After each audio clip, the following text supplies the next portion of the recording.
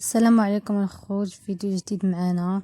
كنتمنى نلقاكم هذا الفيديو صحه جيده، نلقاكم في داركم جالسين. اليوم جيتكم بواحد الوصفه زوينه للشعر. عندنا هنا 2 بصلات، 2 ديال الثومات على حسب الشعر، كاين اللي بغى يدير 4 5 6، داكشي كيبقى الاختيار ديالكم. المهم نتوما كيف كتشوفوا دابا نحكم في الحكاكه، من بعد غادي نديروهم على شعرنا، نطبقوهم على شعرنا. كاين ميدار ما كاين ميدار، واحد خصو يتلاعب بحال هكا الوصفات ديال الوجه ديال الشعر باش لا هو وقتنا. اهم حاجه هي نبقاو في دارنا. الله يبعد علينا هذا البلاء ويشافي جميع المسلمين. اللي مريض الله يشافيه، اللي صحيح الله يعافيه، الله يلطف بينا. كيف كتشوفوا هنا غنحك عاوتاني الثومه حتى هي نحك في الحكاكه. زوينه البنات هاد الوصفه للشعر، انا دابا كنجربها من نهار بدا الحجر الصحي، انا تنجرب فيها تعطيني نتيجه. تطول الشعر وتا ما كتخليش يطيح، يعني اللي كتعاني من تساقط الشعر زوينه هذه الوصفه.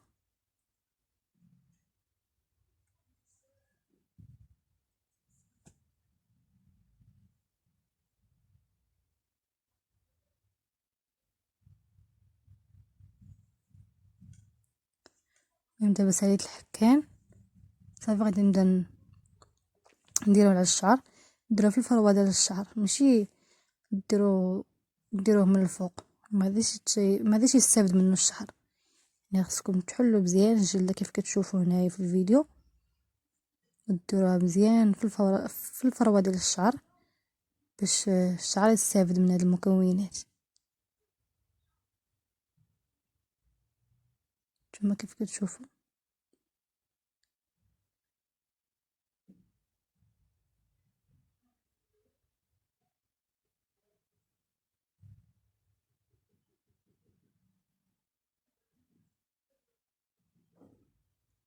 خصكم تدوروا على الشعر كامل.